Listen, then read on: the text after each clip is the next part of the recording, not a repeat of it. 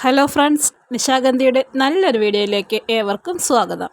ക്യാപ്സിസിയ ഗോത്രത്തിലെ സോളനേഷ്യസ് സസ്യങ്ങളായ ക്യാപ്സിക്കമാണ് നമ്മുടെ ഇന്നത്തെ അതിഥി. വാണിജ്യ മൂല്യമുള്ള നിരവധി ഇനങ്ങളിലുള്ള ക്യാപ്സിക്കം പഴങ്ങളെ ഇംഗ്ലീഷിൽ ജലാപെനോ,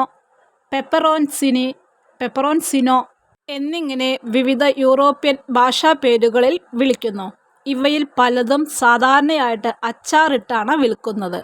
ക്യാപ്സിക്കം ചെടികൾ 12 ഡിഗ്രി സെൽഷ്യസ് വരെയുള്ള താപനിലയെ സഹിക്കുന്നു. അവ തണുപ്പിനോട് സംവേദനക്ഷമമാണ്. പൂവിടുമ്പോൾ ക്യാപ്സിക്കം ഫോട്ടോപിരീഡ് അല്ലാത്ത ഒരു വിളയാണ്. പൂക്കൾക്ക് സ്വയം പരാഗണം നടത്താൻ കഴിയും. എന്നിരുന്നാലും വളരെ ഉയർന്ന ഊഷ്മാവിൽ 30 മുതൽ 38 ഡിഗ്രി സെൽഷ്യസ് പൂമ്പോളയുടെ പ്രവർത്തനക്ഷമത നഷ്ടപ്പെടുന്നു. പൂക്കളിൽ ഫലമുണ്ടാകാനുള്ള സാധ്യത വളരെയധികം കുറഞ്ഞു പോവുകയും ചെയ്യും. ക്യാപ്സിക്കത്തിൽ 20-27 ഇനങ്ങളുണ്ട്. അവയിൽ 5 എണ്ണമാണ് വ്യാപകമായിട്ട് കൃഷി ചെയ്യപ്പെടുന്നത്.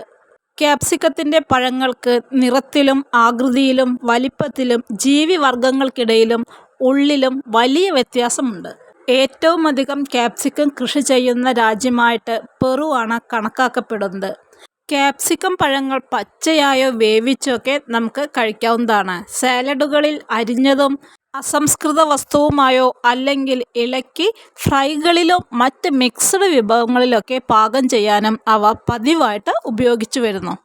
ക്യാപ്സിക്കം ജാം രൂപത്തിലോ ഉണക്കി വെച്ചോ അല്ലെങ്കിൽ അച്ചാറൊക്കെ ഇട്ട് നമുക്ക് സംരക്ഷിച്ചു വെക്കാവുന്നതാണ്.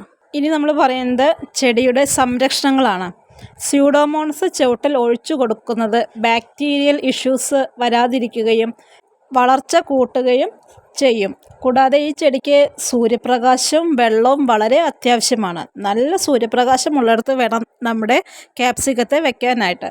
അതുപോലെ തന്നെ വെള്ളം അത്യാവശ്യമാണെങ്കിലും ചുവട്ടിൽ വെള്ളം കെട്ടിക്കിടക്കാനായിട്ട് അനുവദിക്കരുത്. ആഴ്ചയിൽ ഒരു തവണ ജൈവ സ്ലറി നമുക്ക് ചെടിയുടെ കടയ്ക്കിൽ നേർപ്പിച്ചിട്ട് ഒഴിച്ചു കൊടുക്കണം. കൂടാതെ 15 ദിവസം കൂടുമ്പോൾ ജൈവവളം നമുക്ക് നല്ല രീതിയിൽ തന്നെ കൊടുക്കുകയും ചെയ്യാം. മുളക് ചെടികൾക്ക് കാൽസ്യം വളരെ അത്യാവശ്യമുള്ള ഒരു ഘടകമാണ്. അതുകൊണ്ട് തന്നെ കുമ്മായമോ അല്ലെങ്കിൽ ഡോളമൈറ്റോ ഒക്കെ 1 ടീസ്പൂൺ 1 ലിറ്റർ വെള്ളത്തിൽ കലർത്തിയിട്ട് ചെടിയുടെ കടയ്ക്ക് ഒഴിച്ചു കൊടുക്കുകയും ചെയ്യാം. ചെടികളിൽ ഇതുപോലെയുള്ള ക്യാപ്സിക്കം പഴങ്ങൾ ഉണ്ടായിക്കഴിഞ്ഞാൽ 60 ദിവസം മുതൽ 90 ദിവസത്തിനുള്ളിൽ നമുക്കത് വിളവെടുക്കാം. പാകമായ ക്യാപ്സിക്കം പഴങ്ങൾ മുറിച്ചു മാറ്റേണ്ടത് അത്യാവശ്യം തന്നെയാണ്.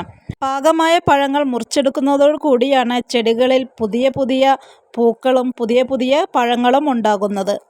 ഈ ചെടിക്ക് വളരെ നേർത്ത തണ്ടുകളായതുകൊണ്ട് തന്നെ ഇതിൻ്റെ കമ്പുകളൊന്നും ഒടിഞ്ഞു പോകാതെ നമ്മൾ പഴങ്ങൾ മുറിച്ചു മാറ്റേണ്ടതാണ്.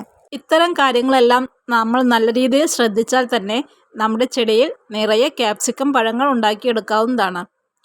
അപ്പോൾ ഇതാണ് ഇന്നത്തെ ഒരു കുഞ്ഞു വിശേഷം. മറ്റു നല്ലൊരു വീഡിയോയുമായി വീണ്ടും കാണാം. Okay, by.